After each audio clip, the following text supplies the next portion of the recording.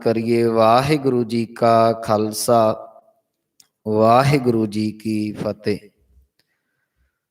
कल दी जिहड़ी लड़ी है ਉਹਦੇ ਨਾਲ थोड़ी जी ਆਪਾਂ लड़ी जोड़ के अज ਦੀ विचार आरंभ करनी है।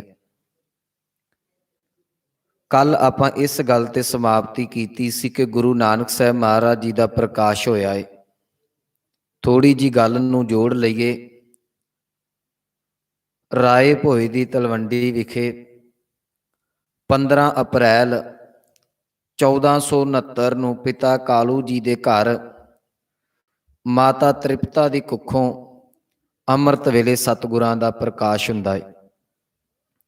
जिस वेले सतगुरां का प्रकाश होया, दौलतां दाई ने आण के जिहड़ियां ने वो वधाइयां दित्तियां ने। ते दौलतां दाई नूं जिस वेले पिता कालू जी खुशी दे विच आके उहनूं अनाज, उहनूं लीड़ा कपड़ा धन दौलत आदक देन लगे ते उस दौलतां दाई ने लैण तो इनकार कर दिता। कहन लगी, मैत्या मैनू तेरे पुत्र ने वो दात दे दिती है जिहदे नाल मेरे अंदर दियां भुखां मर गईयां ने। ते मेहता कालू जी ने एक गल कही सी, कहन लगे दौलतां मेरा पुत्र ते अजे कुछ क पलां दा है, वो भला तैनू की दे सकदा है। ते दौलतां दा जवाब सी, जेड़ी दात जेड़ी अंदर दी दौलत जेड़ी तेरे पुत्र ने दे दिती है वो मैनू अज तक कितों मिली नहीं। तेरे पुत्र दी दात दे अगे जेड़ी है ये दुनियावी दातां मैनू तुछ पईयां जापदियां ने। ये गल कह के मुबारक दे के दौलतां दाई अपने घर चली गई। घर दे विच बड़ियां खुशियां मनाईयां गईयां। पिता कालू जी ने जेड़ा भी घर दे विच कोई गरीब आया, कोई मंगता आया, पुत्र दी खुशी दे विच ओहदे तो जिहड़ियां ने झोलियां भर भर के दातां दित्तियां। इधर सतगुरां दी आरबला जिहड़ी है वो 13 दिनां दी होई, जो वो हिंदू मत दे मुताबक उस वेले पंडित हरदयाल नूं सद्दिया गया। मैं ये गल फिर रिपीट कर देवां कि गुरु नानक साहब महाराज जी का प्रकाश जां प्रकाश समय जिहड़ियां कुछ साखियां ने इनू हिंदू मत दे विच असीं देखांगे, क्योंकि गुरु नानक साहब जी का प्रकाश हो रहा है। तो पिता कालू जी की जिहड़ी वंश है वो बेदी है। कहण दा भाव खत्रियां दे परिवार दे विच सतगुरां दा प्रकाश है। इस दे कारण ये सुभावक सी कि पिता कालू जी पंडित हरदयाल नूं, हरदयाल जिहड़ा है वो गुरु नानक साहब दे घर दा जां पिता कालू जी दे घर दा पुरोहित है, इनू बुलाया गया। इन्हें आण के पत्री बनाउणा कीती है।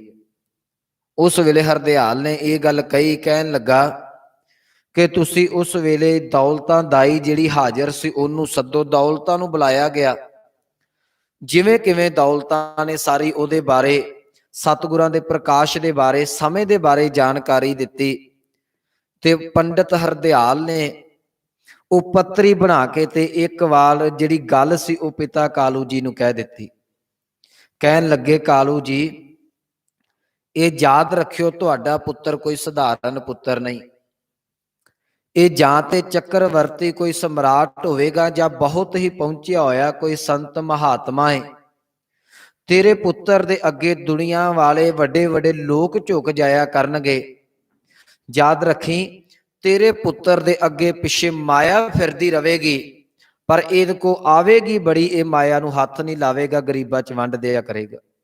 कालू तेरा पुत्र सधारण पुत्र नहीं, ये परमात्मा का रूप कोई धारण करके परमात्मा तेरे पुत्र के रूप दे विच तेरे घर दे विच आया है, इस करके इनू सधारण पुत्र ना जानी। पिता कालू जी ने पत्री बनाई, बड़ियां खुशियां मनाईयां गईयां। पंडित हरदयाल नूं नाम रखण नूं कहा ते पंडित हरदयाल ने सतगुरां दा नाम जिहड़ा है वो नानक रख के ते जिहड़ियां अपनियां रौह रीतां मर्यादा ने उहनूं पूरियां कीता। असीं कई वारी बेबे नानकी जी दी जिस वेले गल करदे हां ते याद रखियो, बेबे नानकी दा प्यार कल्ला सुल्तानपुर दा विखा दिता जांदा है। कि बेबे नानकी जी ने प्रशादा पकाया, गुरु साहब नूं याद किया ते गुरु साहब उत्थे हाजिर हो गए।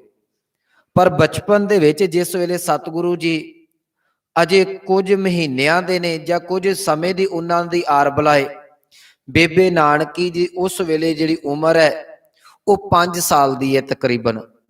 मैं कल अर्ज की सी बेबे नानकी जी का जिहड़ा जन्म है वो 1464 का है, 1469 का गुरु नानक साहब का प्रकाश है। 5 साल बेबे नानकी धन गुरु नानक साहब महाराज जी तो वड्डे ने, जिहदे मुताबक बेबे नानकी ने अपने वीर दे नाल अनेकां ही लाड़ लडाउणे, कदी गोदी दे विच चुक के घर बैठ जाना, कदी कुछड़ चुक के बाहर लै जाना। इदां बेबे नानकी ते धन गुरु नानक साहब महाराज जी का बचपन जिहड़ा है भैन भरावां दे अथाह प्यार दे नाल बतीत होण लगा। सतगुरु जी ज्यों ज्यों इन्हां दी आरबला वड्डी हुंदी है ते इन्हां दे विच प्रिंसीपल सतबीर सिंह हुणां ने यह गल लिखी है कि इन्ना क सहज है, वो मालक दे गुण नज़र आउंदे ने कि कदी भी मेरे सतगुरां ने मां दे कोलों रो के दुध नहीं सी मंगिया, क्योंकि वो सबर दी दात सी। जे माता ने दुध दे देना तो उन्होंने शक लेना, नहीं तो सुभावक ही लेटे रहना। जे किसी ने चुक लेना तो तां भी खुशी, ना चुकना लेटे रहना तो तां भी खुशी। जिहड़ा भी सतगुरां दे वल देखदा सी, जदों मेरे दाता जी निगाह भर के उहदे वल देखदे सन ते कवि संतोख सिंह जी कहिंदे ने वो देखण दे नाल ही उहदा जन्म मरण कटिया जांदा सी। लोकां दे कोल निगाह भर के देखिया नहीं सी जांदा। ते एक गल याद रखियो, कल मैं अर्ज की सी भाई गुरदास जी ने यह सूरज की तुलना जिहड़ी ये गल कही कि जिवें सूरज निकलदे नाल तारे छुपदे ने, ते याद रखियो सतगुरां दा इन्ना क जलौ सी कि इत्थों दे जिहड़े अधर्मी लोग सन पखंडी वो छुप गए। गुरमुखो मैं एक उदाहरण देवां, तुसी सूरज वल देखो ना मूँह करके ते बहुता समा तुहाडे को देखिया नहीं जांदा, उहदा प्रकाश नहीं झल्लिया जांदा। ते जिहड़ा दाता अनेकां ही सूरजां खंडां ब्रह्मंडां दा मालक उहदे वल किहड़ा नीज ला के देख सकदा सी। जे कोई सतगुरां दे वल देखदा ते सतगुरु मेहर भरी निगाह करदे ते ओह मन ही मन दे विच अपने अंदर सीस झुका के सतगुरां नूं ते गांह तुरदा जांदा। इस तरीके दे नाल मेरे सतगुरां दा जिहड़ा बचपन है वो तकरीबन जिहड़ा 7 साल की उम्र तक बतीत होया। भावां के सतगुरां दा इतिहास बहुत है, इत्थे मैं एक बेनती करदा जावां। पहली गल, पूरियां दी गल कदी भी अधूरे नहीं कर सकदे, सतगुरु समर्थ है। दूसरी बेनती, साडे कोल गुरु नानक साहब महाराज जी दियां कुछ साखियां ने, जिवें कुछ साखियां बचपन दियां मैं तुहाडे नाल जां आपां तलवंडी दियां, कुछ सुल्तानपुर दियां, कुछ उदासियां दियां सांझियां करनियां ने। पर मेरे दाता जी ने इन्नियां क रहमतां वंडियां, साडी कलम ने वो गल्लां अजे तक कई नोट ही नहीं कीतियां होईयां। जिन्ना साडे कोल इतिहास 50-60 किताबां ने तकरीबन केवल ते केवल गुरु नानक साहब दे जीवन बारे, उन्हां किताबां दे विच भी तुसीं पूर्ण तौर ते जानकारी देखो ते ये मनन दे विच नहीं आउंदा वो मुकम्मल सतगुरां दे बारे लिख सके होण, क्योंकि सतगुरां ने जिन्ना लम्मा सफर कीता जां 70 साल की उम्र दे विच जिन्ना उपदेश दिता, कुछ चीज़ां देशां विदेशां दे विच साडे तो बाहर रह गईयां, कुछ चीज़ां नूं असीं नहीं पहुंच सके। इस करके मैं आरंभ च ही बेनती कर दी, सतगुरां दी ओह जिहड़ियां साडे सामने इतिहास च साखियां आउंदियां ने उन्हां दे बारे आपां जिहड़ी ओह जानकारी सांझी करांगे। मेरे सतगुरां दी उम्र जिहड़ी है वो 7 साल की हुई ते सतगुरां नूं पढ़न दे वास्ते पिता कालू जी ने सब तो पहला पंडित गोपाल दे कोल भेजना कीता है। याद रखियो सतगुरां ने 6 साल विद्या प्राप्त की है। 3 सतगुरां दे उस्ताद सन दुनियावी तौर ते, 3 इन्हां दे अध्यापक कह लीए। पहला सी पंडित गोपाल, दूजा सी ब्रिजनाथ, तीजा सी कुतुबदीन। इन्हां तिन्हां ने 2-2 साल जिहड़ी है वो सतगुरां दे नाल ये अरबी फारसी हिंदी संस्कृत आदਿਕ भाषावां की सांझ पाई है। जिस वेले मेरे सतगुरां की उम्र 7 साल की हुई, पिता कालू जी पटवारी सन, पढ़े लिखे सन। खत्तरियां दे परिवारां दे विच बच्चे जिहड़े पढ़े लिखे हुंदे सन। पिता कालू ने एक थाल लिया, ਉਹਦੇ ਵਿੱਚ ਕੁਝ ਮਿੱਠਾ, ਜੋ ਉਸ ਸਮੇਂ ਦੀ ਮਰਿਆਦਾ ਸੀ ਜਦੋਂ ਉਸਤਾਦ ਧਾਰਨ ਕਰਾਇਆ ਜਾਂਦਾ ਸੀ, ਥਾਲ ਦੇ ਵਿੱਚ ਕੁਝ ਮਿੱਠਾ ਰੱਖਿਆ, ਥੋੜੇ ਜਿਹੇ ਪੈਸੇ ਰੱਖੇ ਤੇ ਸਤਿਗੁਰੂ ਗੁਰੂ ਨਾਨਕ ਸਾਹਿਬ ਮਹਾਰਾਜ ਜੀ ਦੀ ਬਾਹ ਪਕੜ ਕੇ ਆਪਣੇ ਘਰ ਤੋਂ ਚੱਲ ਕੇ ਤੇ ਗੋਪਾਲ ਦੇ ਕੋਲ ਲੈ ਗਏ। ਪੰਡਿਤ ਗੋਪਾਲ ਨੂੰ ਜਾ ਕੇ ਕਹਿਣ ਲੱਗੇ, ਪੰਡਿਤ ਜੀ, ਉਸਤਾਦ ਜੀ, ਇਹ ਮੇਰਾ ਪੁੱਤਰ ਹੈ, ਇਕਲੌਤਾ ਪੁੱਤਰ ਹੈ, ਮੈਂ ਚਾਹੁੰਦਾ ਤੁਸੀਂ ਇਹਨੂੰ ਵਿਦਿਆ ਦੇਵੋ। ਜਿਵੇਂ ਮੈਂ ਪਟਵਾਰੀ ਦਾ ਕਾਰਜ ਸਾਂਭਦਾ ਹਾਂ, ਕੱਲ ਨੂੰ ਇਹ ਵੀ ਪੜ੍ਹ ਲਿਖ ਕੇ ਜਿਹੜਾ ਕਿਸੇ ਨਾ ਕਿਸੇ ਕਾਰਜ ਦੇ ਵਿੱਚ ਲੱਗਣ ਦਾ ਯਤਨ ਕਰੇ। ਗੋਪਾਲ ਨੇ, ਪੰਡਿਤ ਨੇ, ਉਹਨੇ ਆਓ ਭਗਤ ਕੀਤੀ। ਜਿਹੜਾ ਮਿੱਠੇ ਵਾਲਾ ਥਾਲ ਸੀ ਉਹ ਕੋਲ ਰੱਖਿਆ, ਪੈਸੇ ਉਹਨੇ ਆਪਣੇ ਜਿਹੜੇ ਸਨ ਉਹ ਜੇਬ ਦੇ ਵਿੱਚ ਪਾਏ। ਪਿਤਾ ਕਾਲੂ ਜੀ ਬੜੇ ਚਾਵਾਂ ਦੇ ਨਾਲ ਧੰਨ ਗੁਰੂ ਨਾਨਕ ਸਾਹਿਬ ਮਹਾਰਾਜ ਜੀ ਨੂੰ, ਆਪਣੇ ਲਾਡਲੇ ਪੁੱਤਰ ਨੂੰ, ਇਸ ਪੰਡਿਤ ਦੇ ਕੋਲ ਪੜਨ ਨੂੰ ਪਾ ਕੇ ਤੇ ਆਪ ਘਰ ਨੂੰ ਚਲੇ ਗਏ। ਇੱਥੇ ਇੱਕ ਬੇਨਤੀ ਮੈਂ ਹੋਰ ਕਰਦਾ ਜਾਵਾਂ, 2 ਦਿਹਾੜੇ ਸਿੱਖ ਕੌਮ ਕਦੀ ਨਹੀਂ ਮਨਾਏਗੀ। ਆਪ ਜੀ ਦੀ ਜਾਣਕਾਰੀ ਦੇ ਲਈ, ਇੱਕ ਦਿਹਾੜਾ ਜੀ ਗੁਰੂ ਨਾਨਕ ਸਾਹਿਬ ਮਹਾਰਾਜ ਜੀ ਦੀ ਗੁਰਤਾ ਗੱਦੀ। ਅਸੀਂ ਗੁਰਤਾ ਗੱਦੀ ਦਿਵਸ ਗੁਰੂ ਨਾਨਕ ਸਾਹਿਬ ਦਾ ਕਦੀ ਨਹੀਂ ਮਨਾਉਂਦੇ, ਕਿਉਂਕਿ ਭਾਈ ਗੁਰਦਾਸ ਜੀ ਦੇ ਮੈਂ ਕੱਲ ਵੀ ਬਚਨ ਅਰਜ ਕੀਤੇ ਸਨ, ਗੁਰੂ ਨਾਨਕ ਸਾਹਿਬ ਨੂੰ ਦੁਨਿਆਵੀ ਤੌਰ ਤੇ ਇੱਥੋਂ ਗੱਦੀ ਨਹੀਂ ਮਿਲੀ। ਸਤਿਗੁਰੂ ਧੁਰ ਤੋਂ ਹੀ ਗੁਰੂ ਥਾਪੇ ਆਏ ਹੋਏ ਨੇ, ਸੁਣੀ ਪੁਕਾਰ ਦਾ ਤਾਰ ਪ੍ਰਭ ਗੁਰ ਨਾਨਕ ਜਗ ਮਾਹੇ ਪਠਾਇਆ। ਉਹ ਧੁਰ ਤੋਂ ਗੁਰਤਾ ਗੱਦੀ ਲੈ ਕੇ ਆਏ ਨੇ। ਇਸ ਕਰਕੇ ਕੌਮ ਜਿਹੜੀ ਹੈ ਉਹ ਇੱਕ ਗੁਰੂ ਨਾਨਕ ਸਾਹਿਬ ਜੀ ਦਾ ਗੁਰਤਾ ਗੱਦੀ ਪੁਰਬ ਨਹੀਂ ਕਦੀ ਨਾ ਮਨਾਉਂਦੀ ਹੈ, ਨਾ ਮਨਾਏਗੀ। ਦੂਸਰਾ, ਗੁਰੂ ਗ੍ਰੰਥ ਸਾਹਿਬ ਜੀ ਦਾ ਜੋਤੀ ਜੋਤ ਪੁਰਬ ਨਹੀਂ ਕਦੀ ਮਨਾਇਆ ਜਾਵੇਗਾ। ਜਦੋਂ ਵੀ ਅਰਦਾਸ ਕੀਤੀ ਜਾਂਦੀ, ਹੁਣ ਵੀ ਅਰਦਾਸ ਕੀਤੀ ਗਈ ਤੇ ਇਹ ਸ਼ਬਦ ਵਰਤੇ ਕਿ 10 ਪਾਤਸ਼ਾਹੀਆਂ ਦੀ ਜੋਤ ਸਾਹਿਬ ਸ੍ਰੀ ਗੁਰੂ ਗ੍ਰੰਥ ਸਾਹਿਬ ਜੀ, ਤੇ ਇੱਕ ਅਸੀਂ ਨਾਲ ਸ਼ਬਦ ਵਰਤੇ ਆ, ਜੁਗੋ ਜੁਗ ਅਟਲ। ਗੁਰੂ ਗ੍ਰੰਥ ਸਾਹਿਬ ਜੁਗੋ ਜੁਗ ਅਟਲ ਨੇ। ਜਿੰਨਾ ਚਿਰ ਇਹ ਖੰਡ ਬ੍ਰਹਿਮੰਡ ਰਹਿਣਗੇ, ਪ੍ਰਿਥਵੀ ਰਵੇਗੀ, ਗੁਰੂ ਗ੍ਰੰਥ ਸਾਹਿਬ ਦਾ ਗੁਰਮੁਖੋਂ ਪ੍ਰਕਾਸ਼ ਰਵੇਗਾ। ਨਾ ਗੁਰੂ ਨਾਨਕ ਸਾਹਿਬ ਦਾ ਗੁਰਤਾ ਗੱਦੀ ਕੌਮ ਪੁਰਬ ਬਣਾਏਗੀ, ਨਾ ਹੀ ਗੁਰੂ ਗ੍ਰੰਥ ਸਾਹਿਬ ਦਾ ਜੋਤੀ ਜੋਤ ਪੁਰਬ ਮਨਾਇਆ ਜਾਏਗਾ। ਇਸ ਕਰਕੇ ਗੁਰੂ ਨਾਨਕ ਸਾਹਿਬ ਨੂੰ ਗੁਰਤਾ ਗੱਦੀ ਧੁਰ ਤੋਂ ਮਿਲੀ ਹੈ। ਇਹ ਮੈਂ ਤਾਂ ਅਰਜ ਕਰ ਦਿੱਤੀ। ਹੁਣ ਪੰਡਿਤ ਨੂੰ ਸਤਿਗੁਰਾਂ ਨੇ ਉਪਦੇਸ਼ ਦੇਣਾ ਹੈ। ਪਹਿਲੇ ਦਿਨ ਸਤਿਗੁਰਾਂ ਨੂੰ ਪੰਡਿਤ ਨੇ ਫੱਟੀ ਪੋਚ ਕੇ, ਪੁਰਾਣੇ ਸਮਿਆਂ 'ਚ ਫੱਟੀਆਂ ਹੁੰਦੀਆਂ ਸਨ, ਸ਼ਾਹੀ ਬਣਾ ਕੇ ਜਿਹੜੀ ਫੱਟੀ ਪੋਚ ਕੇ ਦਿੱਤੀ, ਤੇ ਆਪਣੇ ਹੱਥ ਦੇ ਨਾਲ ਇਸ ਪੰਡਿਤ ਨੇ ਸਤਿਗੁਰਾਂ ਨੂੰ ਜਿਹੜੀ 35 ਲਿਖ ਕੇ ਤੇ ਪੜ੍ਹਾਉਣ ਦਾ ਯਤਨ ਕੀਤਾ। ਸਤਿਗੁਰੂ ਬੜੇ ਪਿਆਰ ਦੇ ਨਾਲ ਜਿਉਂ-ਜਿਉਂ ਪੰਡਿਤ ਪੜ੍ਹਾਈ ਜਾਂਦਾ ਹੈ, ਸਤਿਗੁਰੂ ਜੀ ਪੜ੍ਹਦੇ ਜਾਂਦੇ ਨੇ। ਪੰਡਿਤ ਬੜਾ ਖੁਸ਼ ਹੈ ਕਿ ਇਹ ਬਾਲਕ ਦਾ ਦਿਮਾਗ ਬਹੁਤ ਤੇਜ਼ ਹੈ, ਮੈਂ ਜੋ ਪੜ੍ਹਾ ਰਿਹਾ, ਜੋ ਸਿਖਾ ਰਿਹਾ, ਇਹ ਦਵਾ ਦਵ ਸਿੱਖਦਾ ਜਾਂਦਾ ਹੈ। ਪਹਿਲਾ ਦਿਨ ਬਤੀਤ ਹੋਇਆ, ਸਤਿਗੁਰੂ ਜੀ ਕਲਾਸ ਲਾ ਕੇ ਆਪਣੀ ਘਰ ਨੂੰ ਚਲੇ ਗਏ। ਅਗਲੇ ਦਿਨ ਆਏ, ਫਿਰ ਜਦੋਂ ਪਿਤਾ ਕਾਲੂ ਜੀ ਲੈ ਕੇ ਆਏ, ਕਿਉਂਕਿ ਮਾਂ-ਬਾਪ ਅਸੀਂ ਦੇਖਦੇ ਜਦੋਂ ਬੱਚਿਆਂ ਨੂੰ ਪੜ੍ਹਾਉਣ ਲਈ ਭੇਜਿਆ ਜਾਂਦਾ ਹੈ ਤੇ ਮਾਂ-ਬਾਪ 2-4 ਦਿਨ ਜ਼ਰੂਰ ਆਉਂਦੇ ਨੇ। ਪਿਤਾ ਕਾਲੂ ਜੀ ਨੇ ਇਹ ਗੱਲ ਜਿਹੜੀ ਸੀ ਉਹ ਪੰਡਿਤ ਨੇ ਕਹੀ ਪਿਤਾ ਜੀ ਨੂੰ, ਕਹਿਣ ਲੱਗਾ, ਕਾਲੂ ਜੀ, ਤੁਹਾਡੇ ਪੁੱਤਰ ਦਾ ਦਿਮਾਗ ਬਹੁਤ ਤੇਜ਼ ਹੈ, ਮੈਂ ਜੋ ਪੜ੍ਹਾਉਣਾ ਹਾਂ ਉਹਨੂੰ ਬੜੀ ਛੇਤੀ ਗ੍ਰਹਿਣ ਕਰਦੇ ਨੇ।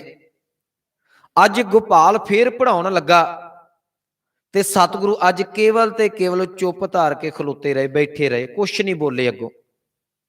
ਗੋਪਾਲ ਕਹਿਣ ਲੱਗਾ, ਅੱਜ ਨਾਨਕ ਤੈਨੂੰ ਕੀ ਹੋ ਗਿਆ? ਮੈਂ ਕੱਲ ਪੜ੍ਹਾ ਰਿਹਾ ਸਾਂ, ਕੱਲ ਬੜੇ ਪਿਆਰ ਦੇ ਨਾਲ ਪੜ੍ਹਦਾ ਗਿਆ, ਅੱਜ ਕਿਉਂ ਨਹੀਂ ਮੇਰੇ ਮਗਰ ਬੋਲਦਾ? ਅੱਜ ਕਿਉਂ ਨਹੀਂ ਕੁਝ ਲਿਖਦਾ? ਕੁਝ ਨਾ ਕੁਝ ਬੋਲ ਤਾਂ ਸਹੀ। ਤੇ ਇਤਿਹਾਸ ਕਹਿੰਦਾ ਉੱਥੇ ਸਤਿਗੁਰਾਂ ਨੇ ਇੱਕ ਸਵਾਲ ਪੰਡਿਤ ਨੂੰ ਕੀਤਾ। ਕਹਿਣ ਲੱਗੇ, ਪਾਂਧਾ ਜੀ, ਤੁਹਾਨੂੰ ਪਤਾ ਹੈ ਤੁਸੀਂ ਮੈਨੂੰ ਪੜ੍ਹਾ ਕੀ ਰਹੇ ਜੇ? ਪਾਂਧਾ ਕਹਿਣ ਲੱਗਾ, ਤੁਹਾਡਾ ਸਵਾਲ ਬੜਾ ਦਰੁਸਤ ਹੈ। ਹਾਂ, ਮੈਨੂੰ ਪਤਾ ਹੈ ਮੈਂ ਤੈਨੂੰ ਕੀ ਪੜ੍ਹਾ ਰਿਹਾ ਹਾਂ। ਕਹਿਣ ਲੱਗੇ, ਦੱਸੋ। ਕਹਿਣ ਲੱਗੇ, ਤੁਹਾਨੂੰ ਲੇਖਾ ਪੜ੍ਹਾਇਆ ਜਾਵੇਗਾ। ਸਤਿਗੁਰਾਂ ਦਾ ਅਗਲਾ ਸਵਾਲ ਸੀ, ਉਹਦੇ ਨਾਲ ਕੀ ਹੋਵੇਗਾ? ਕਹਿਣ ਲੱਗੇ, ਪੜ੍ਹ ਲਿਖ ਕੇ ਤੁਸੀਂ ਕਿਸੇ ਚੰਗੀ ਨੌਕਰੀ ਤੇ ਲੱਗੋਗੇ। ਸਤਿਗੁਰੂ ਕਹਿਣ ਲੱਗੇ, ਫਿਰ? ਕਹਿਣ ਲੱਗੇ, 4 ਪੈਸੇ ਘਰ ਆਉਣਗੇ ਪਿਤਾ ਵਾਂਗ। ਪਿਤਾ ਜੀ ਵੀ ਤੁਹਾਡੇ ਧਨਾੜ ਨੇ, ਤੁਹਾਡੀ ਵੀ ਦੁਨੀਆ ਦੇ ਵਿੱਚ ਠਾਠ ਬਾਠ ਹੋਵੇਗੀ, 4 ਟਕੇ ਵੱਧ ਕਮਾਇਆ ਕਰੋਗੇ ਜੇ ਪੜ੍ਹ ਲਿਖ ਗਏ। ਤੇ ਸਤਿਗੁਰੂ ਕਹਿਣ ਲੱਗੇ, ਪੰਡਿਤ ਜੀ, ਜੇ ਇੰਨਾ ਪੜ੍ਹ ਕੇ ਵੀ ਮਾਇਆ ਦੇ ਮਗਰ ਹੀ ਲੱਗਣਾ ਹੈ ਤੇ ਇਹੋ ਜਿਹਾ ਲੇਖਾ ਤੇ ਮੈਨੂੰ ਪੜ੍ਹਾਉਣ ਦੀ ਲੋੜ ਨਹੀਂ, ਮੈਨੂੰ ਉਹ ਲੇਖਾ ਪੜ੍ਹਾ ਦਿਓ ਜਿਹਦੇ ਨਾਲ ਪ੍ਰਮਾਤਮਾ ਦੇ ਨਾਲ ਗੱਲ ਬਣ ਜਾਵੇ। ਜਦੋਂ ਇੰਨੀ ਗੱਲ ਸਤਿਗੁਰਾਂ ਨੇ ਮੁਖ ਤੋਂ ਉੱਤੋਂ ਇਸ ਪੰਡਿਤ ਨੇ ਪਾਂਦੇ ਨੇ ਸੁਣੀ, ਹੈਰਾਨ ਲੈ ਗਿਆ। ਕਹਿਣ ਲੱਗਾ, ਨਾਨਕ ਇਹੋ ਜਿਹੀ ਮੇਰੇ ਕੋਲ ਪੜ੍ਹਾਈ ਨਹੀਂ, ਮੈਂ ਤੈਨੂੰ ਪੜ੍ਹਾ ਸਕਦਾ, ਲੇਖਾ ਪੜ੍ਹਾ ਸਕਦਾ ਹਾਂ, ਮੈਂ ਤੈਨੂੰ ਸੰਸਕ੍ਰਿਤ ਪੜ੍ਹਾ ਸਕਦਾ, ਜੋ ਆਖੇ ਮੈਂ ਤੈਨੂੰ ਪੜ੍ਹਾ ਦੇਵਾਂਗਾ, ਪਰ ਉਹ ਪੜ੍ਹਾਈ ਮੇਰੇ ਕੋਲ ਨਹੀਂ ਜਿਹਦੇ ਨਾਲ ਮਾਇਆ ਦਾ ਜੰਜਾਲ ਮੁੱਕ ਕੇ ਤੂੰ ਪ੍ਰਮਾਤਮਾ ਤੱਕ ਪਹੁੰਚ ਜਾਵੇਂ। ਮੇਰੇ ਕੋਲ ਤਾਂ ਹੈ ਨਹੀਂ, ਜੇ ਤੁਹਾਡੇ ਕੋਲ ਹੈ ਤਾਂ ਤੁਸੀਂ ਮੈਨੂੰ ਜਿਹੜੀ ਉਹ ਸਿਖਾ ਦਿਓ। ਗੋਪਾਲ ਨੇ ਗੱਲ ਕਹੀ ਤੇ ਉੱਥੇ ਇਤਿਹਾਸ ਲਿਖ ਦੋ ਥਾਵਾਂ ਦਾ ਜ਼ਿਕਰ ਕੀਤਾ ਜਾਂਦਾ ਹੈ ਸਤਿਗੁਰਾਂ ਦਾ। ਕੁਝ ਇਹ ਗੱਲ ਲਿਖਦੇ ਨੇ ਸਤਿਗੁਰਾਂ ਨੇ ਇੱਕ ਸ਼ਬਦ ਉਚਾਰਨ ਕੀਤਾ, ਕੁਝ ਇਹ ਗੱਲ ਲਿਖਦੇ ਨੇ ਜਿਹੜੀ ਪੱਟੀ ਬਾਣੀ ਪੜ੍ਹੀ ਜਾਂਦੀ ਹੈ ਆਸਾ ਰਾਗ ਦੇ ਅੰਦਰ, ਦੋ ਪੱਟੀ ਬਾਣੀਆਂ ਨੇ ਆਸਾ ਰਾਗ ਦੇ ਅੰਦਰ, ਇੱਕ ਗੁਰੂ ਨਾਨਕ ਸਾਹਿਬ ਜੀ ਦੀ, ਇੱਕ ਧੰਨ ਗੁਰੂ ਅਮਰਦਾਸ ਮਹਾਰਾਜ ਜੀ ਦੀ। ਗੁਰੂ ਨਾਨਕ ਸਾਹਿਬ ਮਹਾਰਾਜ ਜੀ ਨੇ ਉੱਥੇ ਪੱਟੀ ਦੀ ਬਾਣੀ ਉਚਾਰਨ ਕੀਤੀ, ਸੱਸੈ ਸੋਏ ਸ੍ਰਿਸ਼ਟ ਜਿਨ ਸਾਜੀ ਸਭਨਾ ਸਾਹਿਬ ਏਕ ਭਇਆ। ਤੇ ਗੁਰਮੁਖੋ ਤੁਸੀਂ ਪੜ੍ਹੇ ਲਿਖੇ ਬੈਠੇ ਜੇ, ਜਦੋਂ ਵਿਦਵਾਨ ਆਪਣੀ ਵਿਦਵਤਾ ਫੋਲਦਾ ਹੈ ਨਾ, ਤੇ ਮੈਂ ਪੜ੍ਹ ਰਿਹਾ ਸਾਂ, ਉਹ ਚੰਗੇ ਭਲੇ ਪ੍ਰੋਫੈਸਰ ਇਹ ਗੱਲ ਕਹਿ ਦਿੰਦੇ ਨੇ ਕਿ ਇਹ ਜਿਹੜੀ ਪੱਟੀ ਦੀ ਬਾਣੀ ਹੈ ਇਹ 7 ਸਾਲ ਦੀ ਉਮਰ ਦੇ ਵਿੱਚ ਨਹੀਂ, ਸਤਿਗੁਰਾਂ ਨੇ ਵਡੇਰੀ ਉਮਰ ਦੇ ਵਿੱਚ ਲਿਖੀ ਹੈ। ਪਰ ਇਤਿਹਾਸ ਨੂੰ ਤੇ ਅਸੀਂ ਆਪਣੀਆਂ ਦਲੀਲਾਂ ਨੂੰ ਕਦੇ ਵੀ ਇਹ ਇੱਕ ਥਾਂ ਤੇ ਰੱਖ ਕੇ ਕਿਸੇ ਅਖੀਰਲੇ ਨਤੀਜੇ ਤੱਕ ਨਹੀਂ ਪਹੁੰਚ ਸਕਦੇ। ਮੈਂ ਤਾਂ ਅਰਜ਼ ਕਰਨ ਲੱਗਾ, ਮੈਂ ਪਹਿਲਾਂ ਇੱਕ ਬੇਨਤੀ ਕੀਤੀ, ਗੁਰੂ ਧੁਰ ਤੋਂ ਥਾਪਿਆ ਹੋਇਆ ਹੈ ਸਤਿਗੁਰਾਂ ਦਾ ਸਰੀਰਕ ਜਾਮਾ ਮਤਾਂ ਦੇਖੋ। ਇਹ ਗੱਲ ਮੰਨਦੇ ਆ ਸਾਡੇ 7 ਸਾਲ ਦੇ ਬੱਚੇ ਨੂੰ ਆਪਣੇ ਸਰੀਰ ਨੂੰ ਵੀ ਸਾਂਭਣ ਦੀ ਪੂਰੀ ਸੁੱਧ ਨਹੀਂ ਹੁੰਦੀ, ਪਰ ਮੈਂ ਕੱਲ ਵੀ ਕਿਹਾ ਸੀ ਗੁਰੂ ਕੱਲਾ ਸਰੀਰਕ ਤੌਰ ਤੇ ਵਿਅਕਤੀ ਨਹੀਂ ਨਾ ਸਾਡੇ ਵਾਂਗ, ਗੁਰੂ ਤਾਂ ਪਰਮਾਤਮਾ ਦਾ ਰੂਪ ਹੈ। ਇੱਥੇ ਲੋਕ 80 ਸਾਲ ਦੇ ਬੁੱਢੇ ਹੋ ਜਾਂਦੇ ਨੇ, ਉਹਨਾਂ ਨੂੰ ਨਹੀਂ ਪਤਾ ਲੱਗਦਾ ਉਹ ਜੀਵਨ ਨੂੰ ਕਿਵੇਂ ਸਾਂਭਣਾ ਹੈ। ਇੱਥੇ 5 ਸਾਲ ਦੇ ਵਿੱਚ ਗੁਰਤਾ ਗੱਦੀ ਦੀਆਂ ਦਾਤਾਂ ਗੁਰੂ ਹਰਕ੍ਰਿਸ਼ਨ ਨੂੰ ਮਿਲਦੀਆਂ ਨੇ, ਇੱਥੋਂ ਦਾ ਫਲਸਫਾ ਕੁਝ ਵੱਖਰਾ ਬੋਲਦਾ ਹੈ। ਤੁਸੀਂ ਕਿਸੇ ਪ੍ਰੋਫੈਸਰ ਨੂੰ, ਪ੍ਰੋਫੈਸਰ ਸਾਹਿਬ ਸਿੰਘ ਨੇ ਹੁਣਾਂ ਨੇ ਵੀ ਇਹ ਗੱਲ ਲਿਖੀ, ਮੈਂ ਪੜ੍ਹ ਰਿਹਾ ਸੀ, ਉਹ ਕਹਿਣ ਲੱਗੇ ਇਹ ਇਉਂ ਪ੍ਰਤੀਤ ਹੁੰਦਾ ਹੈ ਜਿਵੇਂ ਪੱਟੀ ਦੀ ਬਾਣੀ ਸਤਿਗੁਰਾਂ ਨੇ ਵਡੇਰੀ ਉਮਰ 'ਚ ਲਿਖੀ ਹੋਵੇ। ਪਰ ਨਹੀਂ ਗੁਰਮੁਖੋ, ਇਹ ਜਿਸ ਵੇਲੇ ਤੁਸੀਂ ਪੱਟੀ ਪੜ੍ਹਦੇ ਜੇ ਨਾ, ਥੋੜੀ ਜੀ ਮੈਂ ਬੇਨਤੀ ਕਰਦਾ ਜਾਵਾਂ ਕਿਉਂਕਿ ਬਾਣੀ ਪੜ੍ਹਨ ਵਾਲੇ ਬੈਠੇ ਜੇ, ਇਹ ਇੱਕ ਗੁਰੂ ਅਮਰਦਾਸ ਜੀ ਦੀ ਪੱਟੀ ਤੋਂ ਪਹਿਲਾਂ ਗੁਰੂ ਨਾਨਕ ਸਾਹਿਬ ਦੀ ਪੱਟੀ ਆਉਂਦੀ ਹੈ, ਤੇ ਉੱਥੇ ਇਹਦਾ ਸਤਿਗੁਰਾਂ ਨੇ ਗੁਰੂ ਅਰਜਨ ਸਾਹਿਬ ਮਹਾਰਾਜ ਨੇ ਜਿਸ ਵੇਲੇ ਗੁਰੂ ਗ੍ਰੰਥ ਸਾਹਿਬ ਦੇ ਵਿੱਚ ਦਰਜ ਕਰਾਈ, ਉੱਥੇ ਲਿਖਿਆ ਰਾਗ ਆਸਾ ਮਹੱਲਾ ਪਹਿਲਾ ਪੱਟੀ ਲਿਖੀ। ਮੇਰੇ ਖਿਆਲ 'ਚ ਮੈਂ ਕਬੀਰ ਪਾਰਕ ਜਦੋਂ ਕਥਾ ਕੀਤੀ ਸੀ, ਤੁਸੀਂ ਸਰਵਣ ਕੀਤੀ ਹੋਣੀ, ਉਹ ਪੱਟੀ ਲਿਖੀ ਦੇ ਮੈਂ ਉਦੋਂ ਅਰਥ ਇਹ ਕੀਤੇ ਸਨ। ਯਾਦ ਰੱਖਿਓ, ਲਿਖੀ ਦਾ ਭਾਵ ਇਹ ਸੀ ਜਿਸ ਵੇਲੇ ਗੁਰੂ ਨਾਨਕ ਸਾਹਿਬ ਮਹਾਰਾਜ ਜੀ ਪਾਂਦੇ ਦੇ ਕੋਲ, ਪੱਟੀ ਦਾ ਅਰਥ ਫੱਟੀ ਕੀਤਾ ਜਾਂਦਾ ਹੈ, ਜਿਸ ਵੇਲੇ ਪਾਂਦੇ ਨੇ ਫੱਟੀ ਲਿਖ ਕੇ 35 ਅੱਖਰ ਪਾਉਣ ਨੂੰ ਦਿੱਤੇ, ਗੁਰੂ ਅਰਜਨ ਸਾਹਿਬ ਕਹਿਣ ਲੱਗੇ ਸਿੱਖਾ ਕਿਤੇ ਭੁਲੇਖਾ ਨਾ ਖਾਵੀਂ, ਤੇਰੇ ਬਾਬੇ ਨੇ ਉਦੋਂ ਇਹੋ ਗੱਲ ਲਿਖੀ ਸੀ। ਇਹਦੀ ਗਵਾਹੀ ਗੁਰੂ ਅਰਜਨ ਸਾਹਿਬ ਮਹਾਰਾਜ ਜੀ ਭਰਦੇ ਪਏ ਨੇ। ਯਾਦ ਰੱਖਿਓ, ਗੁਰੂ ਗ੍ਰੰਥ ਸਾਹਿਬ ਮਹਾਰਾਜ ਜੀ ਦੀ ਇੱਕ ਇੱਕ ਪੰਕਤੀ ਜਿਹੜੀ ਹੈ, ਇੱਕ ਇੱਕ ਸ਼ਬਦ ਜਿਹੜਾ ਹੈ, ਉਹ ਸਾਨੂੰ ਕੁਝ ਨਾ ਕੁਝ ਗਿਆਨ ਵੰਡਦਾ ਪਿਆ। ਮੈਂ ਤਾਂ ਇੱਥੋਂ ਤੱਕ ਕਹਿਣਾ ਨਾ, ਕਿਸੇ ਸ਼ਬਦ ਦੇ ਥੱਲੇ ਔਂਕੜ ਲੱਗਾ, ਸਿਹਾਰੀ ਲੱਗੀ, ਤੁਹਾਡੇ ਉਚਾਰਨ ਦੇ ਵਿੱਚ ਨਹੀਂ ਆਉਂਦਾ, ਉਹਦਾ ਇਹ ਨਾ ਮਨ 'ਚ ਕੱਲ ਨੂੰ ਸਮਝ ਲਿਓ ਕਿ ਸ਼ਾਇਦ ਇਹਦਾ ਲਾਭ ਕੋਈ ਨਹੀਂ, ਇਹ ਵਾਧੂ ਲਾ ਦਿੱਤਾ ਗਿਆ, ਉਹਦੇ ਵੀ ਅਰਥ ਰੱਖੇ ਨੇ ਗੁਰਮਤ ਦੇ ਵਿੱਚ। ਸੌਖੀ ਜੀ ਉਦਾਹਰਨ ਦੇ ਕੇ ਅੱਗੇ ਚੱਲਣਾ, ਸਮਝਣਾ ਸੌਖਾ ਹੋ ਜਾਏਗਾ। ਇੱਕ ਸ਼ਬਦ ਤੁਸੀਂ ਪੜ੍ਹਦੇ ਜੇ ਜੀ ਭਗਤ, ਇਹਦੇ 3 ਰੂਪ ਨੇ ਗੁਰੂ ਗ੍ਰੰਥ ਸਾਹਿਬ ਦੇ ਵਿੱਚ। ਇੱਕ ਆਉਂਦਾ ਹੈ ਭੱਬਾ ਗੱਗਾ ਤੇ ਤੱਤਾ, ਇੱਕ ਆਉਂਦਾ ਤੱਤੇ ਨੂੰ ਸਿਹਾਰੀ, ਇੱਕ ਆਉਂਦਾ ਤੱਤੇ ਨੂੰ ਔਂਕੜ। ਮੇਰਾ ਵਿਆਕਰਨ ਦਾ ਅੱਜ ਵਿਸ਼ਾ ਨਹੀਂ, ਪਰ ਮੈਂ ਥੋੜੀ ਜੀ ਬੇਨਤੀ ਕਰ ਦੇਵਾਂ। ਜਿੱਥੇ ਭਗਤ ਦੀ ਗੱਲ ਆਉਂਦੀ ਹੈ, ਤੱਤਾ ਮੁਕਤਾ ਆਵੇਗਾ, ਉੱਥੇ ਬਹੁ ਵਚਨ ਹੈ, ਜ਼ਿਆਦਿਆਂ ਭਗਤਾਂ ਦੀ ਗੱਲ ਹੈ। ਮੈਂ ਹੁਣ ਉਦਾਹਰਨਾਂ ਨਹੀਂ ਦੇ ਸਕਾਂਗਾ ਕਿਉਂਕਿ ਆਪਾਂ ਗੁਰੂ ਨਾਨਕ ਸਾਹਿਬ ਦਾ ਜੀਵਨ ਸਾਂਝਾ ਕਰਨਾ ਹੈ, ਮੇਰੇ ਕੋਲ ਦਿਨ ਥੋੜੇ ਨੇ, ਸਤਿਗੁਰਾਂ ਦਾ ਇਤਿਹਾਸ ਜ਼ਿਆਦਾ ਹੈ। ਜਿੱਥੇ ਤੱਤਾ ਮੁਕਤਾ ਆ ਜਾਵੇ, ਉਹ ਬਹੁ ਵਚਨ, ਬਹੁਤੇ ਭਗਤਾਂ ਦੀ ਗੱਲ ਹੈ। ਜਿੱਥੇ ਤੱਤੇ ਨੂੰ ਸਿਹਾਰੀ, ਉੱਥੇ ਉਸ ਸਿਹਾਰੀ ਨੂੰ ਬਿਹਾਰੀ ਦੇ ਰੂਪ 'ਚ ਅਰਥ ਕਰਾਂਗੇ, ਉਹਦਾ ਅਰਥ ਕਰਾਂਗੇ ਭਗਤੀ। ਜਿੱਥੇ ਤੱਤੇ ਨੂੰ ਔਂਕੜ ਹੈ, ਉਹਦਾ ਅਰਥ ਕਰਾਂਗੇ ਭਗਤੀ ਦੁਆਰਾ। ਸ਼ਬਦ ਇੱਕੋ ਹੀ ਹੈ, ਉਚਾਰਨ ਇੱਕੋ ਹੀ ਹੈ, ਪਰ ਉਹਦਾ ਵਿਆਕਰਨਕ ਨਿਯਮ ਇਹ ਗੱਲ ਕਹਿੰਦਾ ਕਿ ਸਤਿਗੁਰਾਂ ਨੇ ਤੈਨੂੰ ਆਹ ਝੋਲੀ ਦੇ ਵਿੱਚ ਦਾਤ ਪਾਈ ਹੈ। ਮਨ ਦੇ ਵੀ ਏਦਾਂ ਹੀ ਆਉਂਦਾ, ਕੋਟ ਤੇ ਵੀ ਆਉਂਦਾ, ਅਨੇਕਾਂ ਸ਼ਬਦ ਨੇ ਗੁਰੂ ਗ੍ਰੰਥ ਸਾਹਿਬ ਦੇ ਵਿੱਚ। ਇੱਥੋਂ ਤੱਕ ਮੈਂ ਜਾਪ ਸਾਹਿਬ ਦੀ ਕਥਾ ਕਰਦਿਆਂ ਇੱਕ ਵਾਰੀ ਕਿਹਾ ਸੀ, ਕੋਈ ਸ਼ਬਦ ਤੁਸੀਂ ਜਾਪ ਸਾਹਿਬ ਦਾ ਲੈ ਲਓ, ਮੇਰੇ ਸਤਿਗੁਰਾਂ ਨੇ ਉਹਦੇ ਫਾਰਸੀ 'ਚ ਕੁਝ ਅਰਥ ਭਰਦੇ ਨੇ, ਅਰਬੀ 'ਚ ਅਰਥ ਕਰਨ ਲੱਗੇ ਉਹਦਾ ਕੋਈ ਰੂਪ ਸਾਡੇ ਸਾਹਮਣੇ ਰੱਖ ਦਿੱਤਾ। ਇਹ ਬੜਾ ਤਗੜਾ ਜੇ ਵਿਆਕਰਨ ਜਾਂ ਭਾਸ਼ਾ ਦੇ ਮੁਤਾਬਕ ਤੁਸੀਂ ਚਲੋ, ਬੜਾ ਤਗੜਾ ਸੌਮਾ ਹੈ ਗੁਰੂ ਗ੍ਰੰਥ ਸਾਹਿਬ। ਇਹੋ ਕਾਰਨ ਵਿਦਵਾਨ ਕਹਿੰਦੇ ਨੇ ਕਿ ਭਲਿਆ ਤੂੰ ਗੁਰੂ ਗ੍ਰੰਥ ਸਾਹਿਬ ਨੂੰ ਜਿਹੜੇ ਮਰਜ਼ੀ ਪੱਖ ਤੋਂ ਫੋਲ, ਤੈਨੂੰ ਉਸੇ ਪੱਖ ਤੋਂ ਹੀ ਗੁਰੂ ਕੋਈ ਨਾ ਕੋਈ ਗਿਆਨ ਪ੍ਰਦਾਨ ਕਰਕੇ ਜਾਵੇਗਾ। ਮੈਂ ਗੁਰੂ ਦੇ ਅਰਥ ਤਾਈਓ ਕੱਲ ਅਗਿਆਨਤਾ ਦਾ ਹਨੇਰਾ ਕੱਢਣ ਵਾਲੇ ਕੀਤੇ ਸਨ। ਤੂੰ ਨਾਸਤਕ ਹੋ ਕੇ ਵੀ ਗੁਰੂ ਗ੍ਰੰਥ ਸਾਹਿਬ ਦੀ ਬਾਣੀ ਪੜ੍ਹ, ਤੈਨੂੰ ਇੱਥੋਂ ਰਾਗਾਂ ਦੀ ਵਿਦਿਆ ਮਿਲ ਜਾਵੇਗੀ, ਤੈਨੂੰ ਇੱਥੋਂ ਭਾਸ਼ਾ ਦਾ ਗਿਆਨ। ਇੱਕ ਵਿਦਵਾਨ ਨੇ ਗੁਰੂ ਗ੍ਰੰਥ ਸਾਹਿਬ 'ਚ 18 ਭਾਸ਼ਾ ਦਾ ਜ਼ਿਕਰ ਕੀਤਾ, ਤੈਨੂੰ ਵਿਆਕਰਨ ਦਾ ਗਿਆਨ ਮਿਲ ਜਾਵੇਗਾ, ਤੈਨੂੰ ਸ਼ਬਦਾਂ ਦਾ ਉਹ ਭੰਡਾਰ ਮਿਲ ਜਾਏਗਾ ਜਿਹੜਾ ਕਿਸੇ ਹੋਰ ਕੋਸ਼ ਦੇ ਵਿੱਚ ਨਹੀਂ ਮਿਲਣਾ। ਸੋ ਮੇਰੇ ਕਹਿਣ ਦਾ ਭਾਵ, ਮੇਰੇ ਸਤਿਗੁਰੂ ਗੁਰੂ ਨਾਨਕ ਸਾਹਿਬ ਮਹਾਰਾਜ ਜੀ ਨੇ ਉੱਥੇ ਪੱਟੀ ਦੀ ਬਾਣੀ ਉਚਾਰਨ ਕੀਤੀ, ਗੁਰੂ ਅਰਜਨ ਸਾਹਿਬ ਦੀ ਗਵਾਹੀ ਹੈ।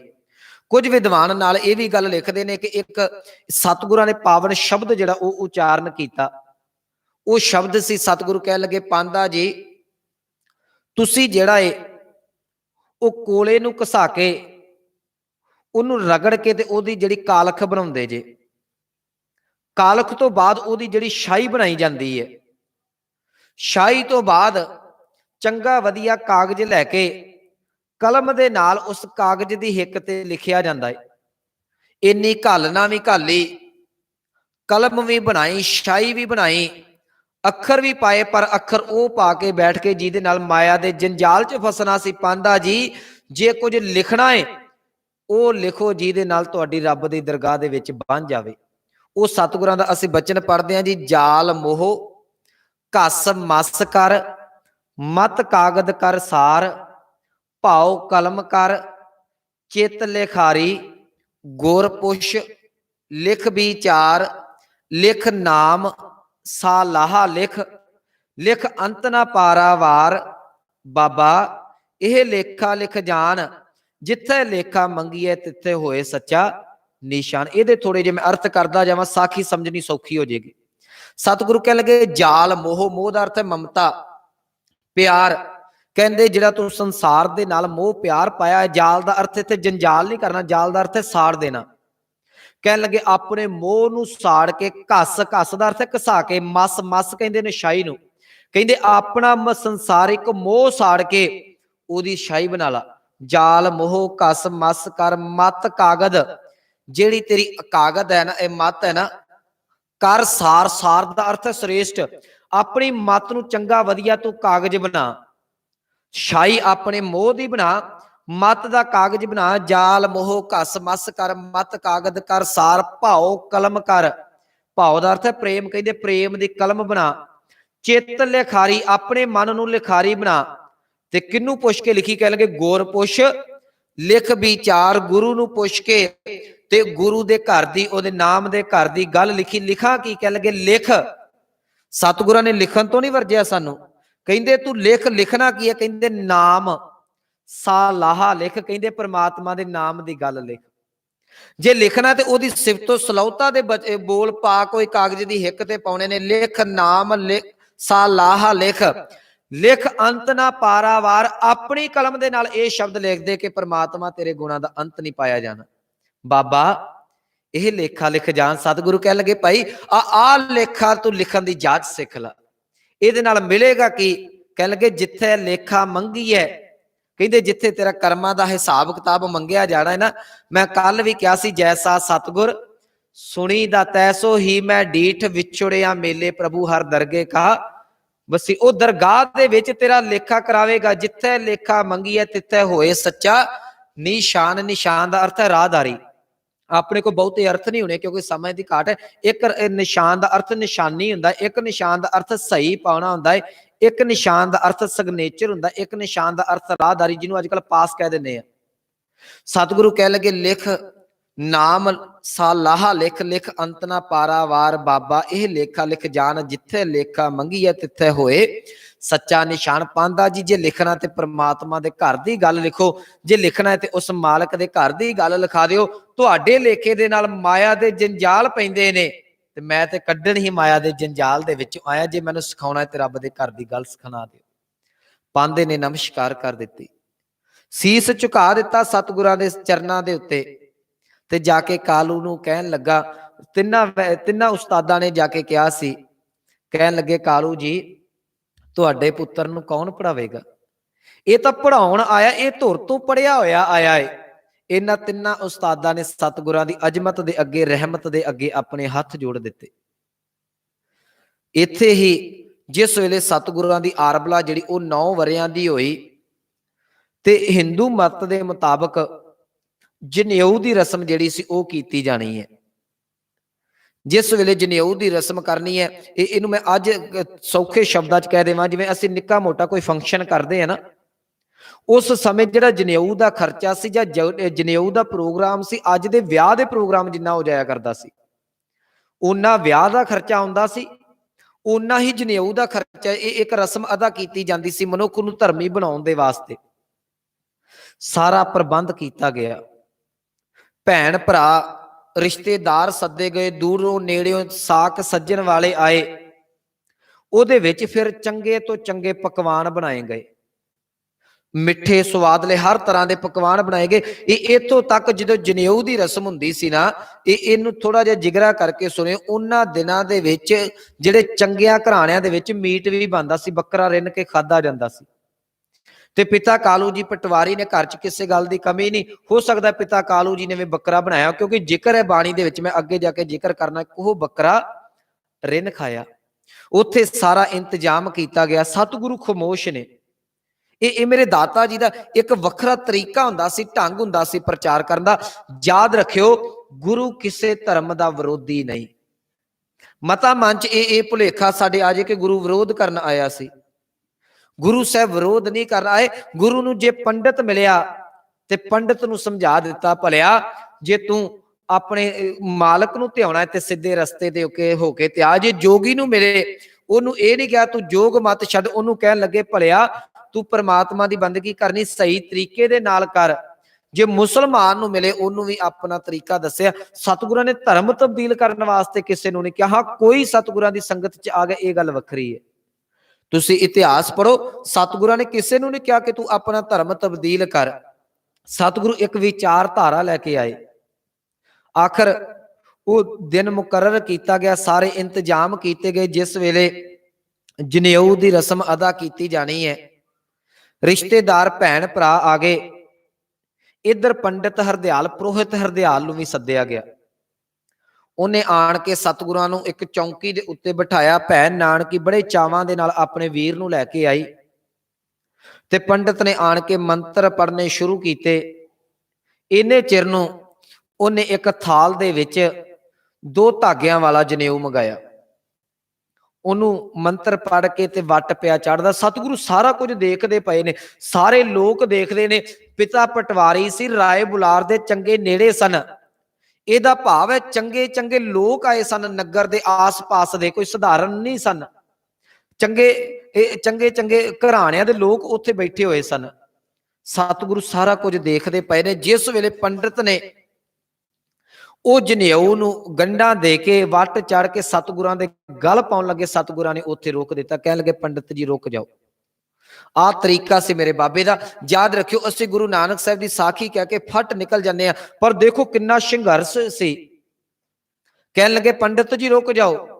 ਪੰਡਿਤ ਹਰਦਿਆਲ ਰੁਕ ਗਿਆ, ਕਿਉਂਕਿ ਹਰਦਿਆਲ ਪੰਡਿਤ ਇਹ ਗੱਲ ਮੰਨਦਾ ਸੀ ਕਿ ਕਾਲੂ ਦਾ ਪੁੱਤਰ ਕੋਈ ਸਧਾਰਨ ਪੁੱਤਰ ਨਹੀਂ, ਇਹ ਸਧਾਰਨ ਬਾਲਕ ਨਹੀਂ, ਇਹ ਕੋਈ ਵਾਕਈ ਹੀ ਮਾਲਕ ਦਾ, ਉਸ ਖੁਦਾ ਦਾ ਭੇਜਿਆ ਹੋਇਆ ਹੈ। ਕਹਿਣ ਲੱਗੇ ਦੱਸੋ। ਕਹਿਣ ਲੱਗੇ ਪੰਡਿਤ ਜੀ ਕੀ ਕਰਨ ਲੱਗੇ ਜੀ? ਪੰਡਿਤ ਨੇ ਕਿਹਾ ਨਾਨਕ ਜੀ ਤੁਹਾਨੂੰ ਜਨੇਊ ਪਾਇਆ ਜਾਵੇਗਾ। ਸਤਿਗੁਰੂ ਕਹਿਣ ਲੱਗੇ ਠੀਕ ਹੈ। ਕਾਦੇ ਵਾਸਤੇ ਪਾਇਆ ਜਾਣਾ? ਸਤਿਗੁਰਾਂ ਦਾ ਸਵਾਲ ਸੀ। ਕਹਿਣ ਲੱਗੇ ਇਸ ਜਨੇਊ ਧਾਰਨ ਕਰਨ ਦੇ ਨਾਲ ਤੁਸੀਂ ਧਰਮੀ ਬਣ ਜਾਓਗੇ। ਸਤਿਗੁਰੂ ਕਹਿੰਦੇ ਇਹ ਤੇ ਬੜੀ ਚੰਗੀ ਗੱਲ ਹੈ, ਮੈਂ ਤੇ ਗੱਲ ਹੀ ਧਰਮ ਦੀ ਕਰਦਾ। ਧਰਮੀ ਬਣਨਾ ਬੜੀ ਚੰਗੀ ਗੱਲ ਹੈ ਪੰਡਿਤ ਜੀ, ਤੁਸੀਂ ਧਰਮੀ ਮੈਨੂੰ ਬਣਾਉਣ ਲੱਗੇ ਜੇ। ਪਰ ਮੈਨੂੰ ਇਉਂ ਪ੍ਰਤੀਤ ਹੁੰਦਾ ਜਿਹੜਾ ਤੁਹਾਡੇ ਗਲ 'ਚ ਪਿਆ ਹੋਇਆ ਜਨੇਊ ਹੈ, ਥਾਲੀ 'ਚ ਰੱਖੇ ਹੋਏ ਜਨੇਊ, ਇਹਦੇ 'ਚ ਫਰਕ ਨਹੀਂ ਜਾਪਦਾ ਕੋਈ? ਪੰਡਿਤ ਕਹਿਣ ਲੱਗਾ ਹਾਂ ਨਾਨਕ ਇਹਦੇ ਵਿੱਚ ਫਰਕ ਹੈ। ਕਹਿਣ ਲੱਗੇ ਕੀ ਫਰਕ ਹੈ? ਕਹਿਣ ਲੱਗਾ ਜਿਹੜਾ ਮੇਰਾ ਜਨੇਊ ਇਹ ਬ੍ਰਾਹਮਣ ਵਾਲਾ ਹੈ, ਇਹ ਤੇਰੇ ਧਾਗੇ ਦਾ ਹੈ। ਤੁਹਾਡਾ ਜਨੇਊ ਖੱਤਰੀ ਵਾਲਾ, ਇਹ ਦੋਹਰੇ ਧਾਗੇ ਦਾ। ਸਤਿਗੁਰੂ ਕਹਿਣਗੇ ਇਹਦਾ ਵੀ ਕੋਈ ਫਰਕ ਹੁੰਦਾ? ਕਹਿਣ ਲੱਗੇ ਹਾਂ। ਕਹਿਣ ਲੱਗੇ ਫਿਰ ਪੰਡਿਤ ਜੀ ਮੈਨੂੰ ਆਪਣਾ ਜਨੇਊ ਪਾ ਦਿਓ। ਹਾਂ।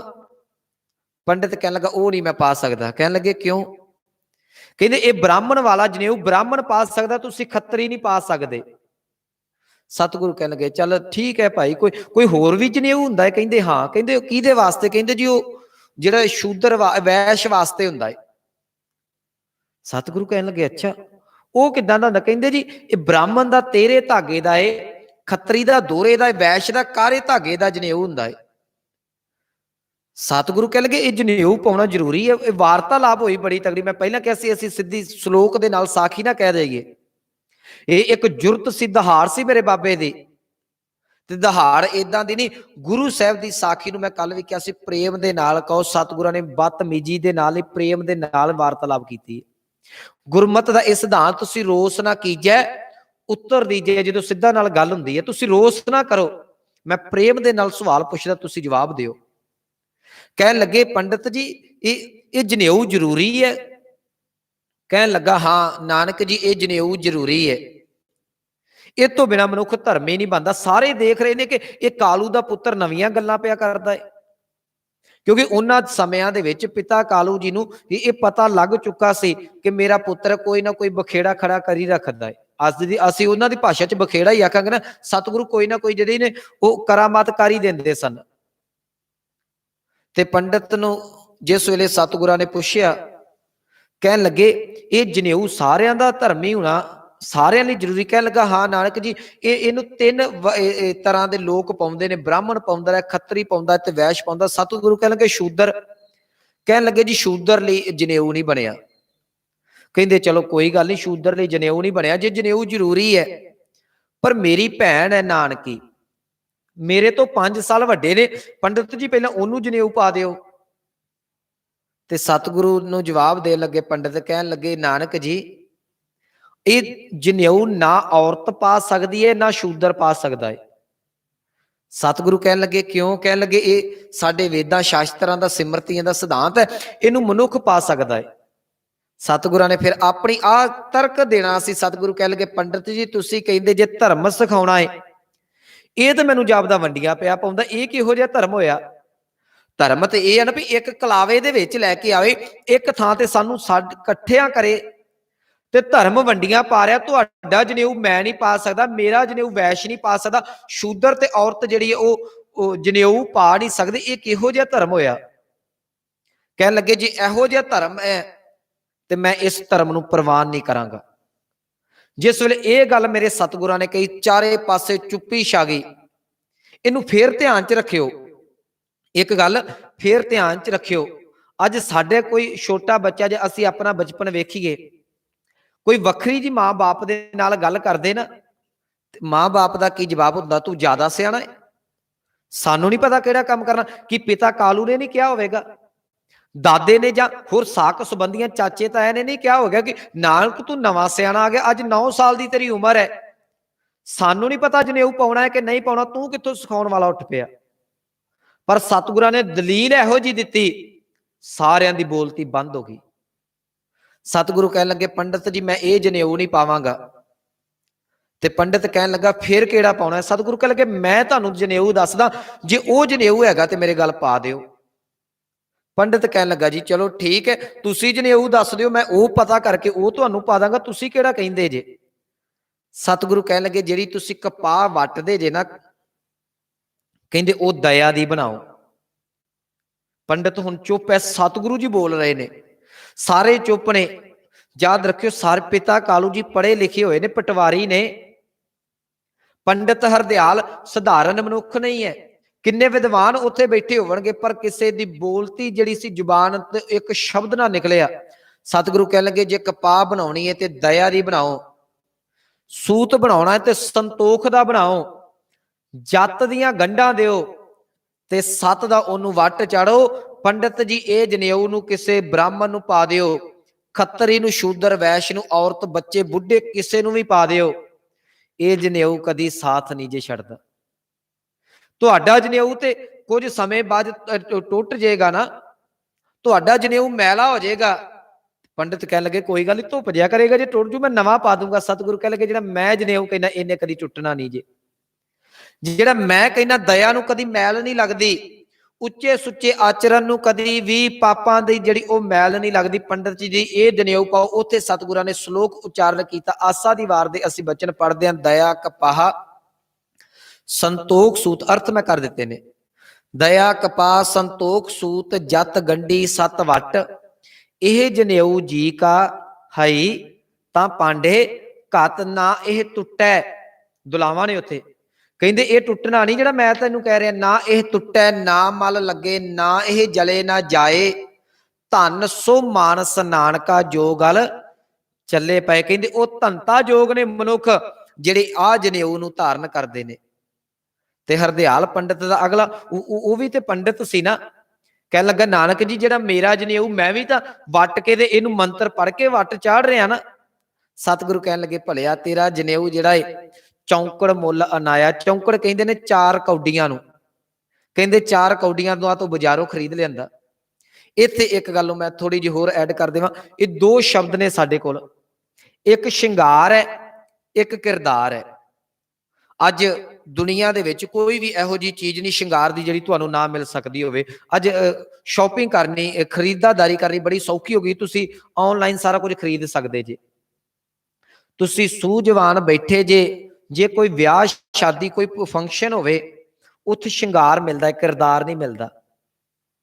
किते तुसीं शॉपिंग करदे ऑनलाइन किरदार वेखदा वेखिआ, किसी दुकान ते वेखदा होवे किरदार दा अर्थ है करैक्टर। शिंगार खरीदिया जांदा, किरदार बनाउणा पैंदा है।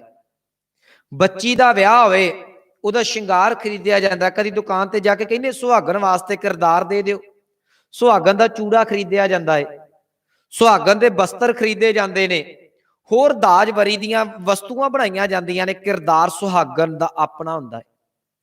लाड़े दा सेहरा खरीदिया जांदा है, होर जिहड़े ने वो कीमती चीज़ां खरीदियां जांदियां ने, किरदार अपना है।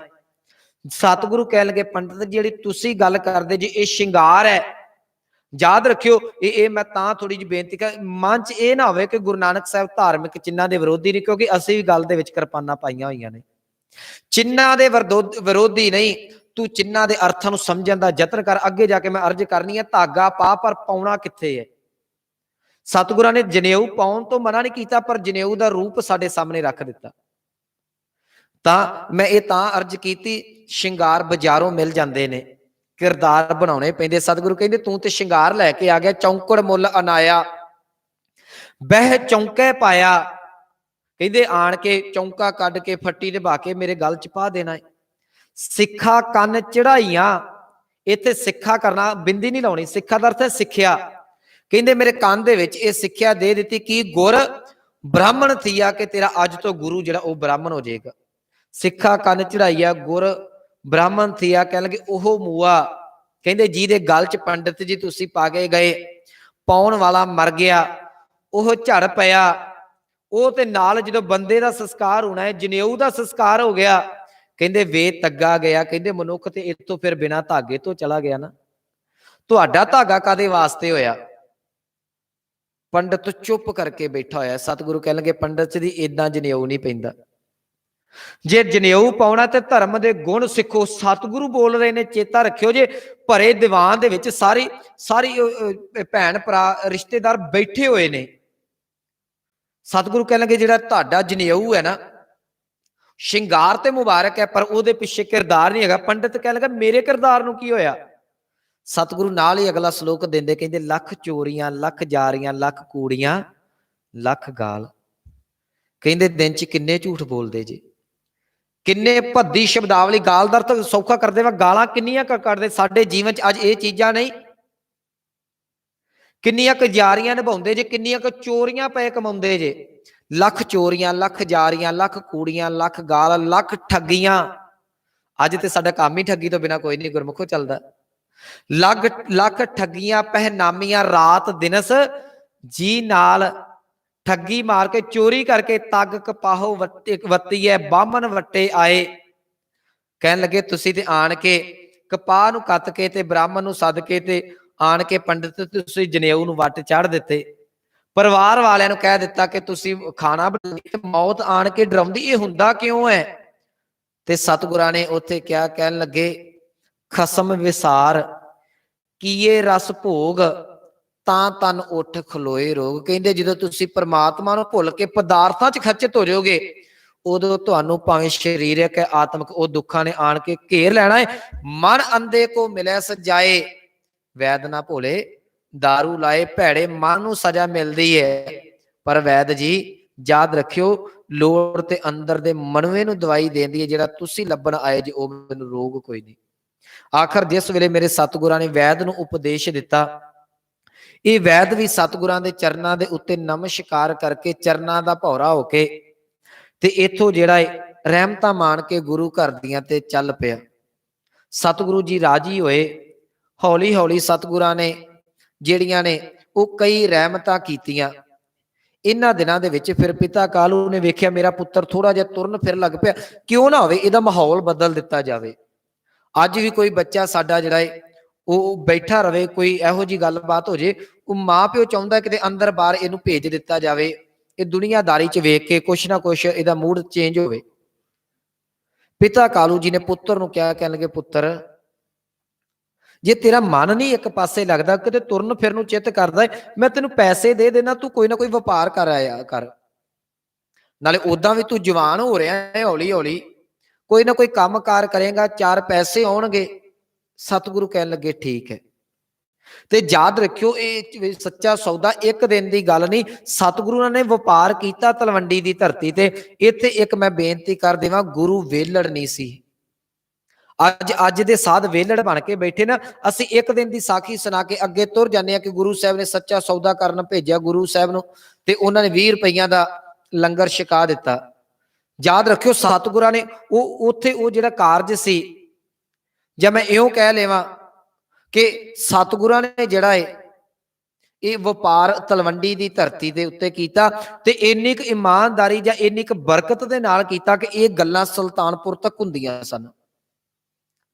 ਆਖਰ ਪਿਤਾ ਕਾਲੂ ਜੀ ਨੇ ਵਪਾਰ ਉੱਤੇ ਪੁੱਤਰ ਨੂੰ ਤੋਰਿਆ। ਇੱਕ ਦਿਨ ਦੀ ਘਟਨਾ ਹੈ ਜਿਹਦਾ ਅਕਸਰ ਜ਼ਿਕਰ ਕੀਤਾ ਜਾਂਦਾ ਹੈ। ਪਿਤਾ ਜੀ ਨੇ ਆਪਣੀ ਜੇਬ ਦੇ ਵਿੱਚੋਂ ਅੱਜ ਰਕਮ ਥੋੜੀ ਜਿਹੀ ਵੱਡੀ ਕੱਢੀ ਹੈ।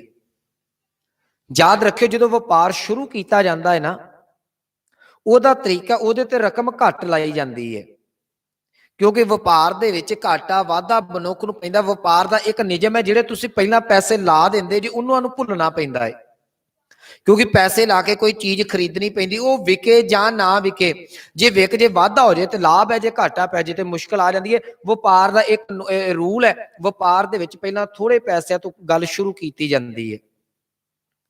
ਆਖਰ ਪਿਤਾ ਜੀ ਨੇ ਪੈਸੇ ਦੇਣੇ, ਵਪਾਰ ਸ਼ੁਰੂ ਕੀਤਾ। ਅੱਜ ਪਿਤਾ ਜੀ ਨੇ ਆਪਣੀ ਜੇਬ ਦੇ ਵਿੱਚੋਂ 20 ਰੁਪਏ ਦਿੱਤੇ ਨੇ।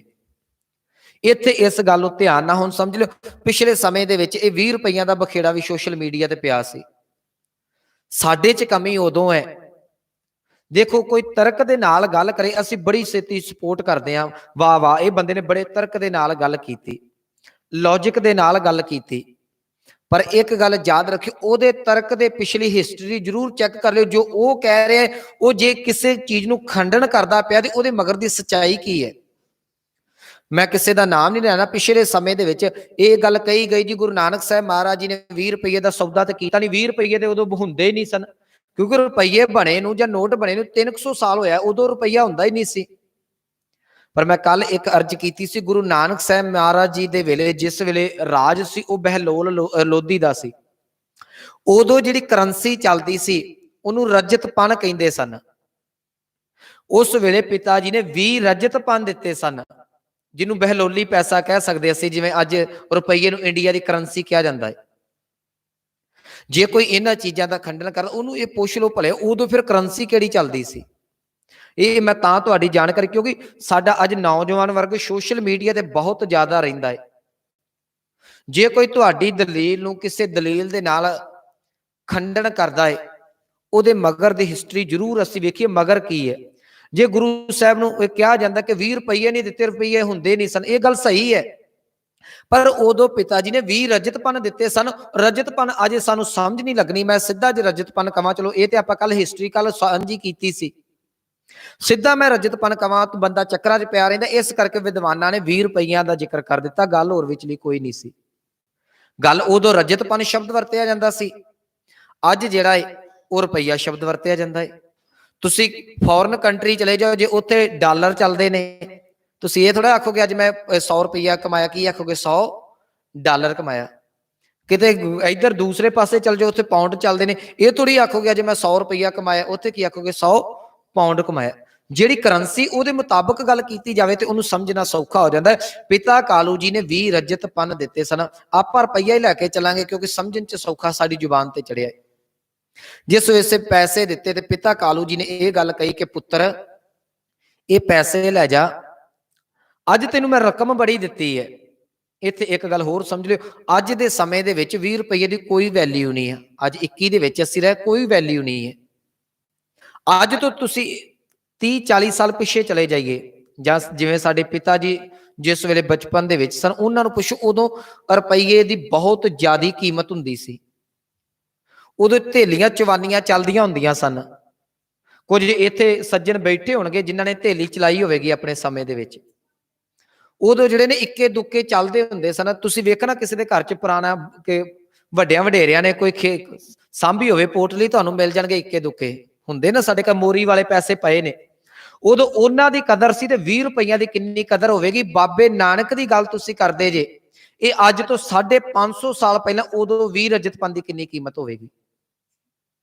ਅੱਜ ਦੇ ਲੱਖਾਂ ਕਰੋੜਾਂ ਦੇ ਹਿਸਾਬ ਦੇ ਨਾਲ ਤੁਸੀਂ ਇਹਦੀ ਗਿਣਤੀ ਕਰੋ। ਅੱਜ ਦੇ 20 ਰੁਪਈਆਂ ਨੂੰ ਤੁਸੀਂ ਇਹਨਾਂ 20 ਰੁਪਈਆਂ ਦੇ ਨਾਲ ਨਾ ਗਿਣ ਲਿਓ। ਸੋ ਰੌ ਵਿਚਾਰ। ਪਿਤਾ ਜੀ ਨੇ ਕਿਹਾ ਪੁੱਤਰ ਤੈਨੂੰ ਰਕਮ ਮੈਂ ਵੱਡੀ ਦਿੱਤੀ ਹੈ, ਇਹਦਾ ਕੋਈ ਚੰਗਾ ਵਧੀਆ ਖਰਾ ਸੌਦਾ ਕਰਕੇ ਆਵੀਂ ਜਿਹਦਾ ਭਾਰੀ ਲਾਭ ਹੋਵੇ। ਹੁਣ ਗੁਰੂ ਦੀ ਨਜ਼ਰਾਂ ਦੇ ਵਿੱਚ ਲਾਭ ਕੁਝ ਹੋਰ ਹੈ, ਸਾਡੀ ਨਜ਼ਰਾਂ ਦੇ ਵਿੱਚ ਲਾਭ ਦੀ ਪਰਿਭਾਸ਼ਾ ਕੁਝ ਹੋਰ ਹੈ। ਇਦਾਂ ਹੀ ਹੈ ਨਾ। ਅੱਜ ਸਾਡਾ ਸੁਭਾਅ ਪਤਾ ਕੀ ਬਣ ਚੁੱਕਾ ਹੈ। ਇੱਕ ਗਰੀਬ ਮਨੁੱਖ ਹੈ, ਮੈਂ ਇੱਕ ਉਦਾਹਰਨ ਦੇਣੀ ਚਾਹੁੰਦਾ ਕੇਵਲ ਤੇ ਕੇਵਲ ਕਿ ਇਹ ਮਸਲਾ ਕੀ ਸੀ। ਕੋਈ ਗਰੀਬ ਮਨੁੱਖ ਹੈ, ਪਿੱਛੇ ਜੇ ਦੀਵਾਲੀ ਨਿਕਲ ਕੇ ਗਈ, ਦੀਵਾਲੀ ਚ ਦੀਵਾਲੀ ਬੰਪਰ ਨਿਕਲੇ, ਕਿਸੇ ਗਰੀਬ ਮਨੁੱਖ ਦੀ ਲਾਟਰੀ ਲੱਗ ਜਾਵੇ ਨਾ, ਜਿਹੜਾ ਮੇਰੇ ਵਰਗਾ 200-300 ਰੁਪਇਆ ਦਿਹਾੜੀ ਕਮਾਉਂਦਾ ਹੈ, ਉਹਨੂੰ ਪਹਿਲਾ 1.5-2 ਕਰੋੜ ਦਾ ਇਨਾਮ ਮਿਲ ਜਾਵੇ, ਅਸੀਂ ਕੀ ਕਹਿੰਦੇ ਆ, ਬੱਲੇ ਬੱਲੇ ਬੜੀ ਕਿਸਮਤ ਹੈ, ਬੜੇ ਚੰਗੇ ਭਾਗ ਨੇ ਇਹਦੇ, ਇਹ ਤੇ ਮਾਲਾ ਮਾਲ ਹੋ ਗਿਆ। ਇਹ ਸਾਡੀ ਪਰਿਭਾਸ਼ਾ, ਜਿਹਦੇ ਕੋਲ 4 ਟਕੇ ਵੱਧ ਆ ਜਾਣ ਉਹ ਭਾਗਾਂ ਵਾਲਾ ਹੈ। ਪਰ ਗੁਰੂ ਦੀ ਪਰਿਭਾਸ਼ਾ, ਗੁਰੂ ਅਰਜਨ ਸਾਹਿਬ ਨੂੰ ਪੁੱਛੋ ਤੁਸੀਂ ਭਾਗਾਂ ਵਾਲਾ ਕਿਹਨੂੰ ਕਹਿੰਦੇ? ਸਤਿਗੁਰੂ ਕਹਿ ਲਗੇ ਮੈਂ ਵੀ ਭਾਗਾਂ ਵਾਲਾ ਕਹਿੰਦਾ, ਮੈਂ ਵੀ ਧਨਵਾਨ ਮਨੁੱਖ ਨੂੰ ਕਹਿੰਦਾ। ਤੇ ਸਤਿਗੁਰੂ ਜੀ ਤੁਸੀਂ ਪੈਸੇ ਵਾਲਿਆਂ ਨੂੰ ਕਹਿੰਦੇ? ਕਹਿੰਦੇ ਪੁੱਤਰ ਨਹੀਂ। ਕਹਿੰਦੇ ਤੁਸੀਂ ਕਿਹਨੂੰ ਕਹਿੰਦੇ? ਕਹਿੰਦੇ ਆ ਮੈਂ ਤੈਨੂੰ ਕੋਲ ਬੈਠ ਦੱਸਾਂ। ਅਸੀਂ ਗੁਰੂ ਕੋਲ ਬਈਏ ਤੇ ਸਾਨੂੰ ਗੁਰੂ ਦੱਸੇ। ਗੁਰੂ ਸਾਹਿਬ ਦੱਸਦੇ ਕਹਿ ਲਗੇ ਹਾਂ ਮੈਂ ਧਨਵੰਤ। ਕਹਿੰਦੇ ਮੈਂ ਧਨਵਾਨ ਹਾਂ। ਭਾਗਠ, ਭਾਗਠ ਦਾ ਅਰਥ ਹੈ ਭਾਗਾਂ ਵਾਲੇ। ਪਰ ਕਿਉਂ? ਕਿਉਂਕਿ ਸੱਚ ਨਾਏ ਮੇਰੇ ਹਿਰਦੇ ਦੇ ਵਿੱਚ ਪਰਮੇਸ਼ਰ ਦਾ ਨਾਮ ਆਣ ਕੇ ਟਿਕ ਗਿਆ। ਉਹ ਮਨੁੱਖ ਧਨਵਾਨ ਹੈ, ਉਹ ਭਾਗਾਂ ਵਾਲਾ ਜਿਹੜਾ ਪ੍ਰਮਾਤਮਾ ਦੇ ਨਾਮ ਦੇ ਨਾਲ ਜੁੜ ਗਿਆ, ਨਾ ਕਿ ਪੈਸੇ ਵਾਲਾ। ਹਮ ਧਨਵੰਤ ਭਾਗਠ ਸੱਚ ਨਾਏ ਹਰ ਗੁਣ ਗਾਵੈ ਸਹਿਜ ਸੁਭਾਏ। ਅਸੀਂ ਸਹਿਜ ਤੇ ਕੇ ਪਰਮੇਸ਼ਰ ਦੀ ਬੰਦਗੀ ਕਰਦੇ, ਉਹਦੇ ਗੁਣਾਂ ਨੂੰ ਇਕੱਠਿਆਂ ਕਰਨਾ। ਕਹਿਣ ਲੱਗੇ ਇਹ ਭਾਗਾਂ ਦੀ ਨਿਸ਼ਾਨੀ ਹੈ, ਇਹ ਧਨਵਾਨ ਦੀ ਨਿਸ਼ਾਨੀ ਹੈ। ਆਖਰ ਪਿਤਾ ਕਾਲੂ ਜੀ ਨੇ ਜਿਸ ਵੇਲੇ ਪੈਸੇ ਦਿੱਤੇ 20 ਰੁਪਏ, ਤੇ ਕਹਿਣ ਲੱਗੇ ਪੁੱਤਰ ਉਹੋ ਜਿਹਾ ਕੋਈ ਨਾ ਕੋਈ ਇਹਨਾਂ ਦਾ ਖਰਾ ਸੌਦਾ ਕਰਕੇ ਆਵੀਂ ਜਿਹਦਾ ਭਾਰੀ ਲਾਭ ਹੋਵੇ। ਕਹਿਣ ਲੱਗੇ 7 ਬਚਨ ਪਿਤਾ ਜੀ। ਗੁਰੂ ਸਾਹਿਬ ਇੱਥੇ ਕੁਝ ਵਿਦਵਾਨਾਂ ਨੇ ਭਾਈ ਬਾਲੇ ਦਾ ਜ਼ਿਕਰ ਕੀਤਾ ਹੈ। ਭਾਈ ਬਾਲੇ ਵਾਲੀ ਜਨਮ ਸਾਖੀ ਦੇ ਵਿੱਚ ਕਵੀ ਸੰਤੋਖ ਸਿੰਘ ਨੇ ਭਾਈ ਬਾਲੇ ਦਾ ਜ਼ਿਕਰ ਕੀਤਾ ਹੈ। ਬਾਕੀ ਵਿਦਵਾਨਾਂ ਨੇ ਇੱਕ ਸੇਵਕ ਦਾ ਜ਼ਿਕਰ ਕੀਤਾ ਹੈ ਕਿ ਇੱਕ ਸੇਵਕ ਨੂੰ, ਜਾਂ ਨੌਕਰ ਸ਼ਬਦ ਵਰਤ ਲਈਏ, ਉਹਨੂੰ ਸਤਿਗੁਰਾਂ ਦੇ ਨਾਲ ਭੇਜ ਦਿੱਤਾ। ਸਤਿਗੁਰੂ ਜਾਂਦੇ ਨੇ ਤੇ ਰਸਤੇ ਦੇ ਵਿੱਚ ਸਾਧੂ ਮਿਲਦੇ ਨੇ। ਹੁਣ ਇਹ ਵੀ ਸਾਧੂ ਕੋਈ ਇੱਕ ਦਿਨ ਦੇ ਨਹੀਂ ਸਤਿਗੁਰਾਂ ਨੂੰ ਮਿਲਦੇ। ਇੱਕ ਦਿਨ ਮਿਲੇ ਤੇ ਸਤਿਗੁਰਾਂ ਕਿਹਾ ਤੁਸੀਂ ਭੁੱਖੇ ਬੈਠੇ ਜੇ, ਪ੍ਰਸ਼ਾਦਾ ਛਕ ਲਓ। ਸਤਿਗੁਰੂ ਅਕਸਰ ਜਿਹੜੇ ਨੇ ਉਹ ਘਰੋਂ ਬਾਹਰ ਸਮਾਂ ਬਤੀਤ ਕਰਿਆ ਕਰਦੇ ਸਨ, ਕਦੀ ਕਿਤੇ ਜਾਣਾ ਕਦੀ ਕਿਤੇ। ਤੇ ਉਹ ਜਿਹੜਾ ਤਲਵੰਡੀ ਦਾ ਇਲਾਕਾ, ਉਹ ਜੰਗਲ ਵਾਲਾ ਇਲਾਕਾ ਸੀ ਉਧਰਲੇ ਪਾਸੇ, ਤੇ ਉੱਥੇ ਅਕਸਰ ਸਾਧੂ ਸੰਤ ਮਹਾਤਮਾ ਆਇਆ ਕਰਦੇ ਸਨ ਤੇ ਸਤਿਗੁਰਾਂ ਦੇ ਨਾਲ ਗੋਸ਼ਟਾਂ ਹੁੰਦੀਆਂ ਸਨ, ਵਿਚਾਰ ਚਰਚਾ ਹੁੰਦੀ ਸੀ, ਜਾਣ ਪਛਾਣ ਬਣ ਚੁੱਕੀ ਸੀ। ਅੱਜ ਸਤਿਗੁਰੂ ਜੀ ਜਾ ਰਹੇ ਨੇ ਤੇ ਸਾਧੂਆਂ ਨੂੰ ਵੇਖ ਕੇ ਖਲੋ ਗਏ ਉੱਥੇ। ਫਿਰ ਉੱਥੇ ਵਿਚਾਰ ਗੋਸ਼ਟੀ ਕੀਤੀ ਤੇ ਸਵਾਲ ਕੀਤਾ। ਸਤਿਗੁਰੂ ਕਹਿਣ ਲੱਗੇ ਮਹਾਤਮਾ ਜੀ ਤੁਸੀਂ ਪ੍ਰਸ਼ਾਦਾ ਪਾਣੀ ਕਿੱਦਣ ਕਦਾ ਛਕਿਆ? ਪਤਾ ਤੇ ਸੀ ਕਿ ਕਦੀ ਛਕਣ ਨੂੰ ਮਿਲਦਾ ਜਾਂ ਨਹੀਂ ਮਿਲਦਾ। ਕਹਿਣ ਲੱਗੇ ਨਾਨਕ ਜੀ ਜਦੋਂ ਕੋਈ ਨਾ ਕੋਈ ਰੱਬ ਦਾ ਪਿਆਰਾ ਦੇ ਦਿੰਦਾ ਹੈ, ਛਕ